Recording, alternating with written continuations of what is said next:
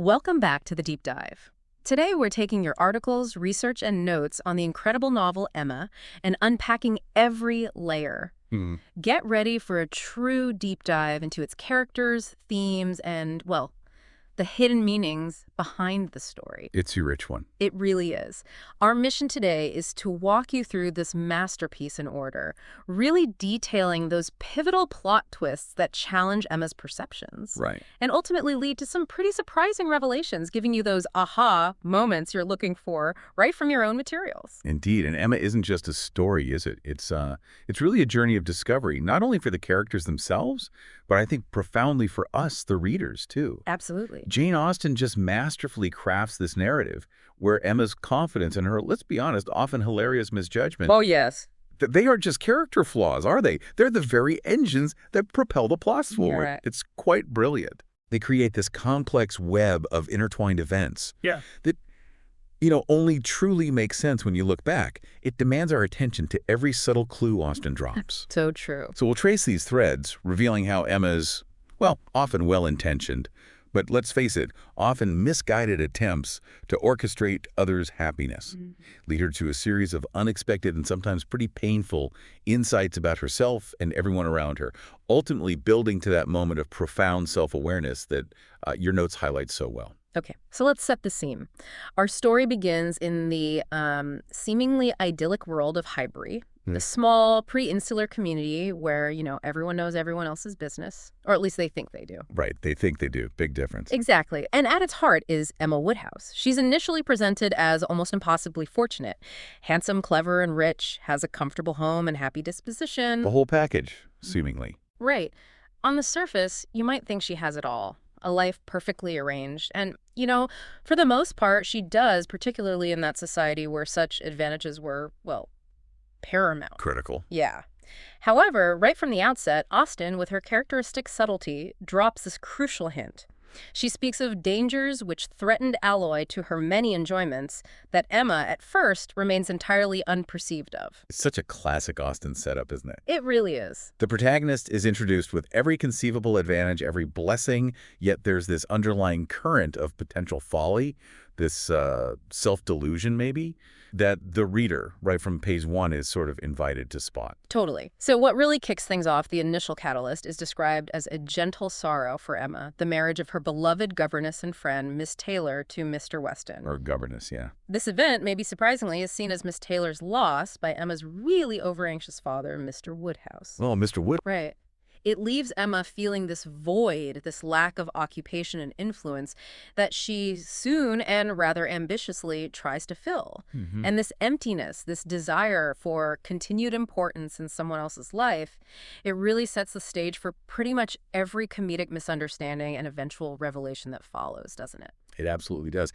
And that void you mentioned, it's critical because it immediately highlights Emma's defining characteristic. Her almost irresistible inclination to, arrange the lives of others. Meddle. Meddle, yes, perhaps a better word. Your sources point out that while her intentions are often good, she genuinely wants others to be happy. Her methods are steeped in a confidence that, frankly, borders on arrogance. Definitely. And her father, Mr. Woodhouse, plays such a crucial, if somewhat unwitting role in shaping her worldview. He's depicted as highly dependent, often anxious, and just notably resistant to any form of change or inconvenience. Any change at all. Any change. His lament over Miss Taylor's marriage isn't just about missing a friend. It's about this disruption to his incredibly comfortable and predictable routine. He keeps saying, "Poor Miss Taylor, I wish you were here again. What a pity it is that Mr. Weston ever thought of her." Huh? Yes. And this isn't just humor, though it is funny. It's Austen using a seemingly trivial detail to showcase the profound insularity of their little world. True. His anxieties extend to nearly everything, from a slight breeze to, as you highlighted, even a short half-mile journey to Randall's. That absolutely requires the carriage because he could not walk half so far. Can't risk it. No. And his delicate nerves are hilariously evident in his concern that wedding cake might certainly disagree with many. Oh, dear. So this environment where Emma is always first and always right in any man's eyes as I am in my father's, it cultivates her self-assuredness, almost this dangerous sense of infallibility. Yeah, she can do no wrong in his eyes. Precisely. And it's in this insulated setting that we also meet Mr. Knightley, Emma's perceptive brother-in-law, married to her sister Isabella. Mr. Knightley. Yes, he is explicitly singled out as one of the few people who could ever find fault with Emma and actually tell her the truth. Someone has to. Someone has to. And that sets him apart as his clear voice of reason and reality right from the very beginning. Yeah. His observations are really our first glimpse into Emma's potential for error. Okay. We also get the introduction of Mr. Weston, a kind of self-made man who had made his fortune and bought his own property before marrying Miss Taylor. An interesting contrast to the inherited wealth of the Woodhouses. Yeah, that's a good point.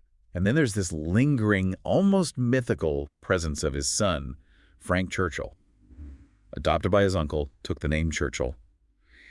It creates this constant buzz of anticipation about his eventual, much-discussed arrival. Everyone's waiting for Frank Churchill. Right, this mysterious, charming figure everyone talks about. So, with Miss Taylor happily married, out of her immediate sphere of influence, Emma, ever the orchestrator and looking for a new project. Project is the word.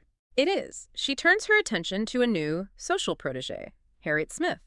Emma finds Harriet as a parlor boarder at Mrs. Goddard's school, a place for young ladies of lesser means to get a bit of refinement. Right, a veneer. Exactly. And immediately, Emma decides Harriet is a girl who wanted only a little more knowledge and elegance to be quite perfect.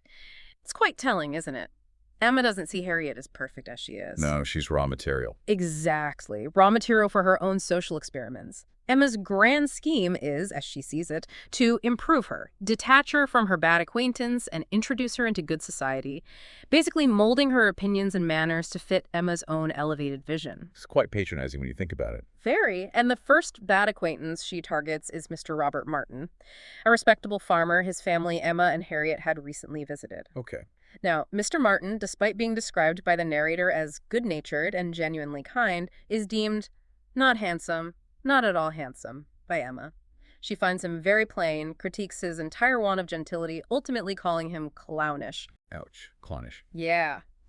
And what's fascinating here is how Emma's judgment is so clearly about social climbing and her own preconceived notions of what's proper for someone under her wing.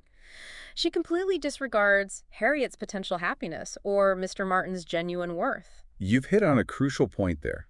This isn't just about Emma's vanity. It's where her class snobbery really starts driving the narrative. And it's where we see the first significant self-inflicted plot twist, really. She firmly believes she knows what is best for Harriet, even to the point of overriding Harriet's own inclinations in what we as readers immediately recognize as a sensible, probably happy match.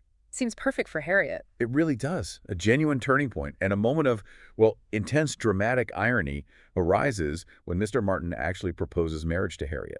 Okay, so she proposes. He does, and Emma, without a moment's hesitation, advises Harriet to refuse him.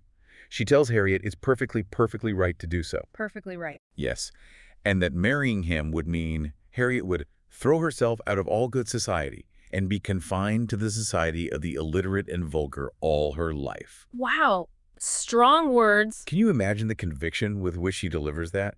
It's such a bold statement, and it speaks volumes about Emma's snobbery, her limited understanding of Harriet's simple, contented nature, and frankly, her deeply flawed perception of what even constitutes good society. Absolutely. It really underscores how insulated Emma's world is and just how confident she is in her own judgment, however flawed.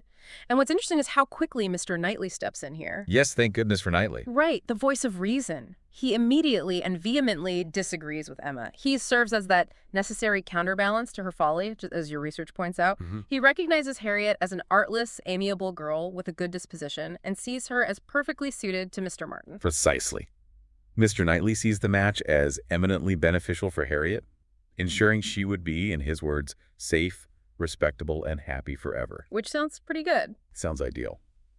He pointedly warns Emma that her encouragement for Harriet to expect to marry greatly is deeply misguided, almost dangerous, really.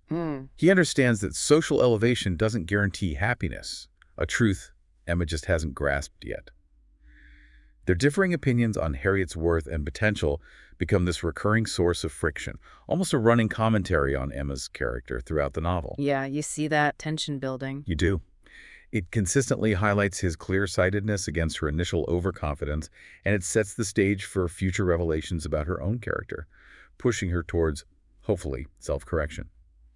It's also our first real taste of that intellectual sparring between Emma and Mr. Knightley. Which is great. Which, as your note's beautifully elaborate, is such a core part of their evolving relationship. Okay, so having successfully, or so she thinks, guided Harriet away from Mr. Martin, Emma ever resilient in her matchmaking adventure. Adventures is one word for it.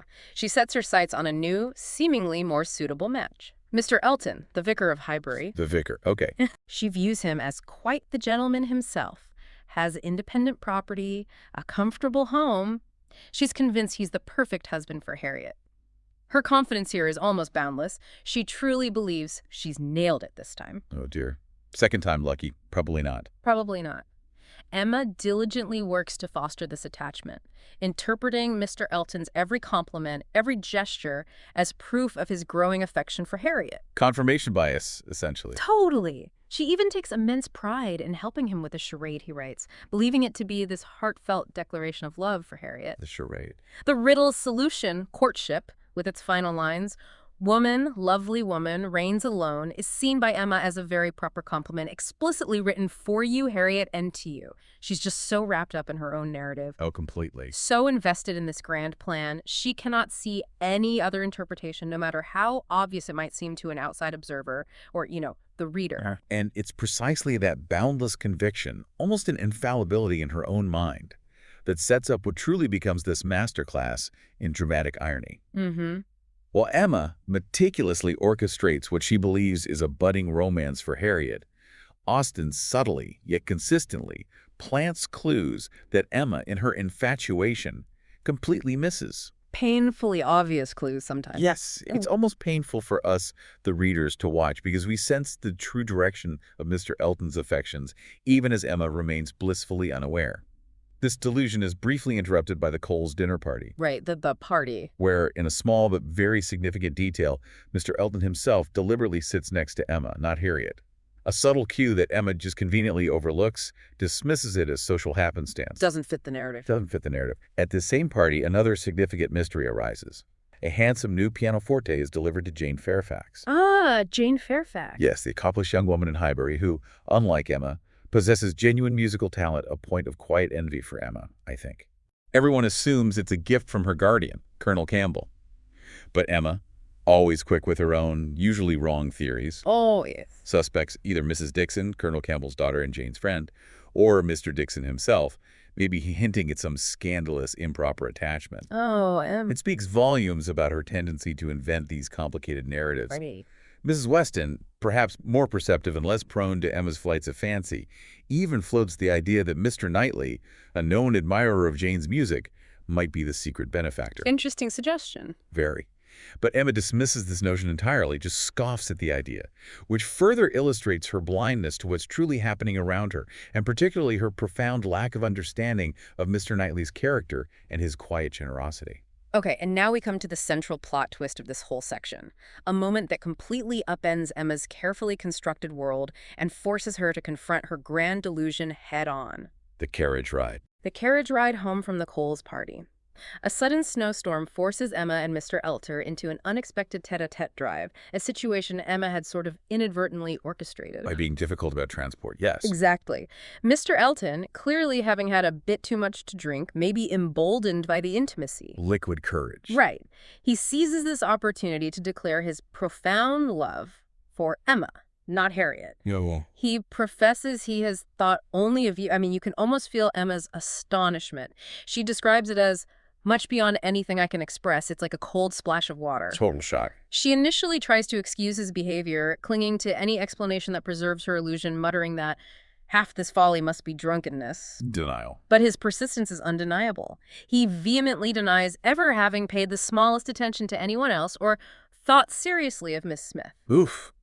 Brutal for Harriet, even indirectly. So brutal, and in a truly shocking, almost insolent moment, he asserts, "Everybody has their level, but as for myself, I am not addressing myself to Miss Smith." Wow. The sheer snobbery. The words just hit her like a physical blow, stripping away all her carefully constructed romantic notions for Harriet, and, well, for herself, too. It's a moment of utterly brutal, yet absolutely necessary truth. That confession truly shatters Emma's reality, and it is a brutal, yet pivotal moment of revelation for her.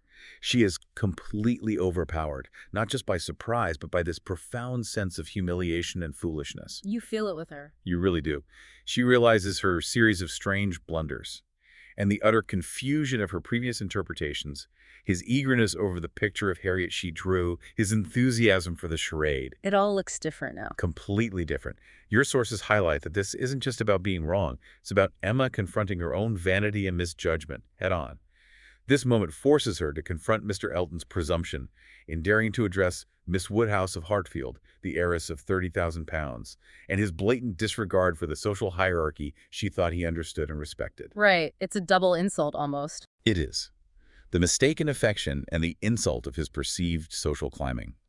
It is a harsh but absolutely necessary lesson in the dangers of vanity, of misguided interference, and of projecting her own desires onto others.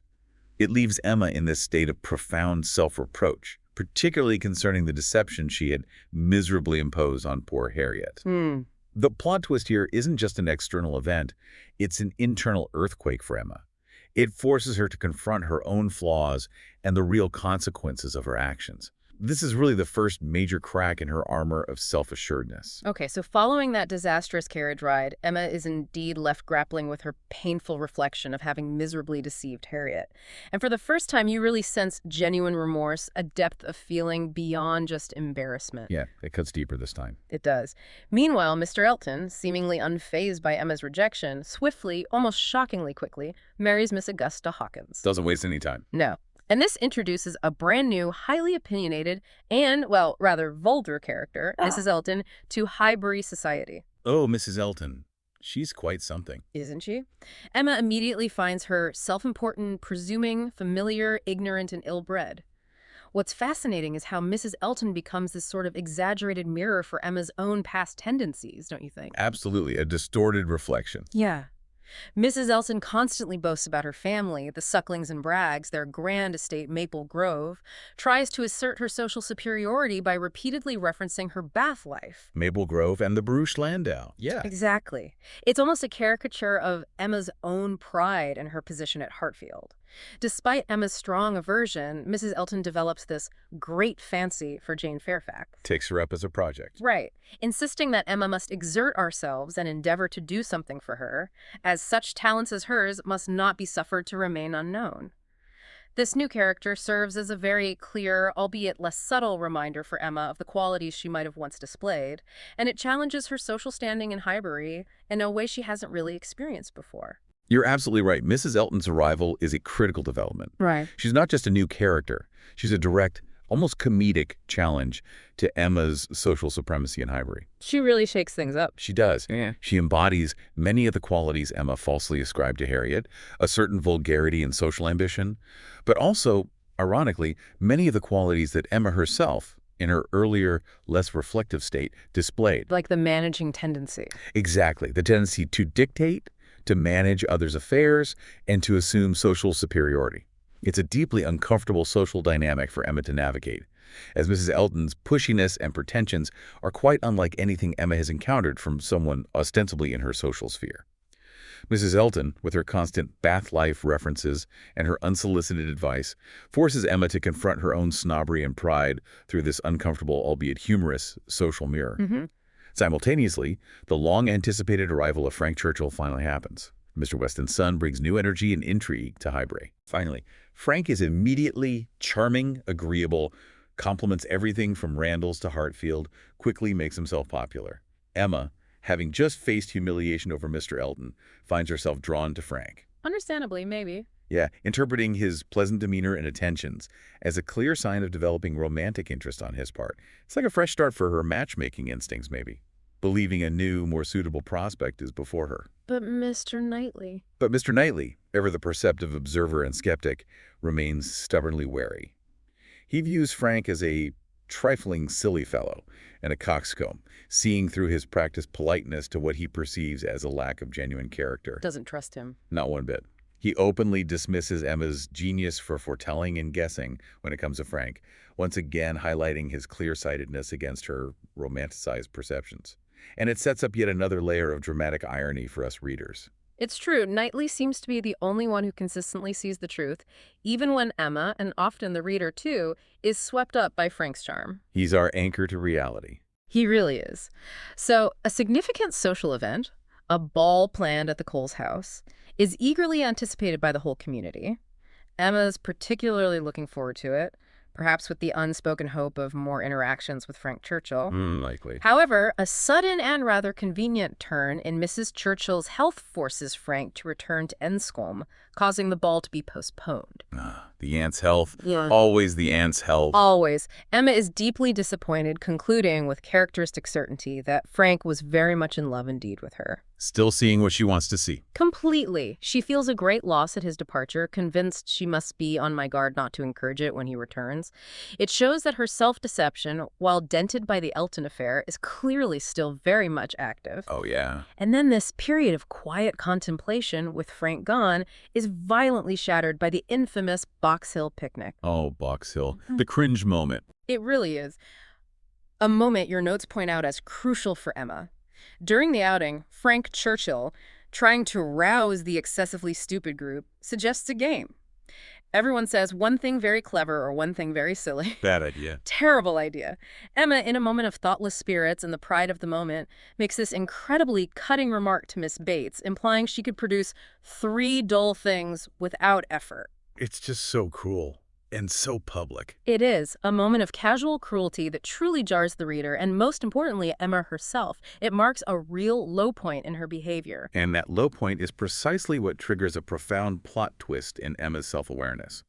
Mr. Knightley, witnessing Emma's unfeeling and insolent wit, is visibly enraged. You rarely see Knightley that angry. Almost never. He pulls her aside to deliver a scathing yet absolutely necessary truth. He emphasizes Miss Bates' vulnerability, her age, her good character, her poor situation, having sunk from the comforts she was born to. He lays it out. He really does. He points out that Miss Bates' tediousness is simply a reflection of her kindness and eagerness to please, and that she is not to be sport for you nor anybody. His words are a direct, unvarnished rebuke, stinging Emma to her absolute core. She feels that way. Oh, deeply. Emma is left deeply mortified and depressed, feeling the tears running down her cheeks almost all the way home. This experience forces a painful internal self-reflection, making her ashamed of every sensation except perhaps the one she soon discovers, this burgeoning, previously unacknowledged affection for Mr. Knightley himself. The seeds are sown. Exactly. This lays the groundwork for the most significant revelation. This incident is Austen's way of forcing Emma to truly see her own flaws, to confront the arrogance she's allowed to flourish for so long. Meanwhile, the social circle also notes Jane Fairfax's declining health after Box Hill. Jane eventually accepts a governess position with Mrs. Smallridge, a friend of Mrs. Elton. It sounds awful. It's portrayed as an act of sheer desperation, a last resort for a young woman of talent but no fortune, highlighting the brutal realities faced by women of her class and situation in that era. Right. Emma's initial suspicions of Jane, though maybe softened by pity after Box Hill, still linger. They color her perceptions and prevent her from seeing the full truth of Jane's very difficult circumstances, still judging, even in pity. So just as Emma is grappling with her remorse over Box Hill, a truly uncomfortable period of intense introspection for her and her shifting feelings about Frank Churchill. A lot going on internally for her. Yeah, a monumental plot twist completely drops, delivered by Mrs. Weston herself. Mrs. Weston breaks the news. Yes. You can just imagine Emma's surprise and horror-struck reaction when Mrs. Weston reveals that Frank Churchill and Jane Fairfax are not only romantically involved, but have been long engaged in secret. Boom. There it is. All along, this news just rewrites Emma's understanding of almost every interaction Frank had since his arrival. His charm towards her, his seeming indifference toward Jane, his sudden departures. The trip to London for a haircut. Exactly. All the pieces that never quite fit suddenly snap into place, creating this coherent, albeit shocking, picture. It's a huge revelation. It's truly startling. It forces Emma to completely reevaluate so much of what she thought she knew about Highbury's social dynamics, about Frank Churchill, and perhaps most importantly about herself and her own cascade of misjudgments.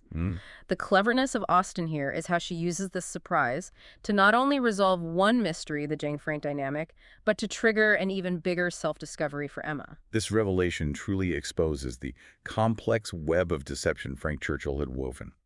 And it's a crucial turning point, not just for Emma, but for the entire narrative.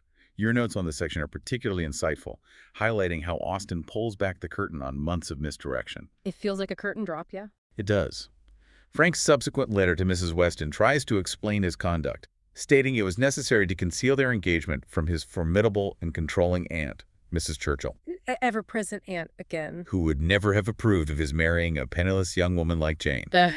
He admits to using Emma as his ostensible object, his convenient blind. His cover story. Exactly, but he insists he was convinced of her indifference, meaning he believed Emma had no true feelings for him and was therefore a safe cover. A bit presumptuous, perhaps. Well, maybe a little. The letter also finally clarifies the mystery of the piano delivered to Jane, confirms it was indeed his gift to her, not from Colonel Campbell, explains his evasiveness and discomfort earlier about the instrument. Ah, the piano solved. Finally. This brings clarity to so many subtle clues dropped throughout the narrative, his awkwardness during discussions about Jane's piano, for instance. This prolonged secrecy, however, took a severe emotional and physical toll on Jane. You see her suffering. You really do. According to Mrs. Weston, she had never known the blessing of one tranquil hour since entering the engagement. She even tried to break it off after Box Hill. Really? Yes, driven by what she perceived as Frank's coldness and her own misconduct in taking Mrs. Elton's governess off that act of desperation. Frank, however, managed to reconcile with her after his aunt's death, which conveniently removed the primary obstacle to their public union. Convenient timing. Very. This entire sequence is just a masterclass in how secrets, even maybe with good intentions initially, can cause immense pain and misunderstanding. And what's particularly telling about Emma's growth in this moment, I think, is that her immediate reaction to this major revelation isn't primarily about herself or her own past maybe feelings for Frank. That's a huge shift for her. It is a subtle but significant sign of her maturation. Instead, her mind instantly races to Harriet. Poor Harriet. She believes Harriet is still deeply in love with Frank Churchill and anticipates her utter devastation. Still trying to manage Harriet's heart, in a way. Yeah, but differently. She feels a superior duty to communicate this painful truth to Harriet as soon as possible, despite Mr. Weston's request for secrecy regarding the engagement. It highlights Emma's continued, though still maybe somewhat misguided, sense of responsibility for Harriet's romantic life, even as her own illusions are crumbling around her. It's like a last flicker of her old matchmaking habits, but now tempered with genuine concern and a far less self-serving motivation for her friend's well-being. That's a good point. The motivation has shifted. It really sets up the final and most crucial revelation perfectly. And now we come to what is arguably the ultimate plot twist in the entire novel. A truly profound self-discovery that resonates throughout the book and cements Emma's transformation. The big one. The big one. With the secret of Frank and Jane's engagement now out, Emma prepares herself for the heartbreaking task of telling Harriet, bracing for an emotional collapse. Steel herself for the tears. Exactly. But what unfolds is perhaps the most surprising and satisfying revelation of all, especially if you've been following Emma's misguided efforts all along. Harriet's reaction to the news is utterly unexpected. She shows no agitation or disappointment or peculiar concern. Nothing. Nothing. You can practically see Emma's confusion as Harriet appears absolutely changed. It's like the rug is pulled out from under Emma, but in the most delightfully unexpected way. Okay. In a moment of incredible clarity, Harriet then confesses her true love interest, asking Emma with complete innocence, "Are you speaking of Mr. Knightley?" Whoa, Mr. Knightley. Mr. Knightley. The sheer shock of this question for Emma is monumental. It's a complete inversion of everything Emma thought she knew about Harriet's affections and indeed about her own. Exactly. This is Emma's ultimate aha moment, a profound self-discovery that truly defines her entire journey. It's not just a revelation about Harriet, it's about herself. Hard. It darted through her with the speed of an arrow that Mr. Knightley must marry no one but herself. All of Emma's previous blindness, her madness in attempting to arrange everybody's destiny, it suddenly becomes terrifyingly clear. The scales fall from her eyes. Completely. It's like a spotlight has been shown on every error, every instance of pride and manipulation. She is overcome with sorrowfully indignant feelings, ashamed of every sensation but the one revealed to her, her affection for Mr. Knightley. Finally admits it to herself. Yes, it's a complete, visceral reevaluation of her entire emotional landscape, her past behavior, her deepest desires. She recognizes the unpardonable arrogance of her past actions and the mischief she has caused, especially with Harriet, whom she had tried to shape into something she wasn't. This self-realization is brutal but absolutely necessary for Emma. It's a true coming-of-age moment where she finally understands the meaning of humility and genuine affection. And it is indeed a turning point that Jane Austen builds to so meticulously, demonstrating her incredible skill in character development. Harriet further confirms her true feelings for Mr. Knightley by recalling numerous instances where he had shown her approbation and praise, recognizing her without art or affectation, and for her simple, honest, generous feelings. So Harriet saw it all along. That's another layer of irony. Harriet, the supposedly naive and easily influenced one, saw Mr. Knightley's true character and affection more clearly than Emma, who was meant to be guiding her. Wow. Emma, in retrospect, realizes she had unnoticed because unsuspected these very clues, blinded by her own preconceived notions, her desire to elevate Harriet, and completely missing the true object of Harriet's and ultimately her own affections. Harriet's simple, honest observations brilliantly highlight Emma's deeply entrenched self-deception and how her pride had obscured genuine connections. In a truly poignant symbolic act, Harriet gathers her most precious treasures related to Mr. Martin, a broken pencil and a piece of court plaster. A little relic. Yes, and dramatically burns them. This isn't just about moving on from Mr. Martin. It signifies her complete and final detachment from her past misguided affections and, more importantly, Emma's past misguided interference. It's a clean break. Closure. Real closure. Clearing the way for a more genuine happiness, not just for Harriet, but for Emma as well. It's a beautiful moment of release and recognition for both women. Okay, so with the fog of self-delusion finally lifted and Emma's heart laid bare, the path is now finally clear for Emma and Mr. Knightley, but not without a final, delightful touch of dramatic irony. One last twist. Yeah. Mr. Knightley, still unaware of Emma's true feelings for him, sees her genuine distress, which he initially misinterprets as sorrow over Frank's engagement, thinking she was truly in love with Frank. Still misreading her slightly. A little bit. In his attempt to soothe or to cancel her, he seizes this moment of perceived vulnerability, but her total indifference towards Frank Churchill gives birth to the hope that he might win her affection. He proposes. Takes his chance. He does. And Emma, now fully aware of her own heart, having shed her earlier delusions, eagerly accepts. It's a beautiful, really understated moment of profound love finally acknowledged. It feels earned. It really does. However, one final, characteristically Emma-esque hurdle remains. Mr. Woodhouse. Oh, Papa. True to form, he is initially a considerable shock to the news, being no friend to matrimony and inherently against any change that disrupts his comfortable routine. Can't have Emma leaving Hartfield. No way. He repeatedly reminds Emma that she had always said she would never marry, fearing she would leave Hartfield and him alone. Yeah. It's the last vestige of that coddling independence that shaped Emma's initial self-importance, and it provides this final, humorous obstacle to be overcome. And the resolution of Emma's story, and indeed the novel, is such a beautiful testament to growth, compromise, and the quiet triumph of genuine affection over superficiality. Mr. Knightley, Our hero, demonstrating his deep love and profound understanding of Emma's character and her unwavering devotion to her father, agrees to move into Hartfield. The perfect solution. It's brilliant. This clever solution resolves Mr. Woodhouse's objections entirely, allowing Emma to remain with him while beginning her new life with Mr. Knightley. It's a beautiful demonstration of his consideration and really an insightful commentary on love as an act of sacrifice and understanding. Meanwhile, Harriet's own romantic journey, a thread we followed so closely, comes to a joyful and entirely fitting conclusion.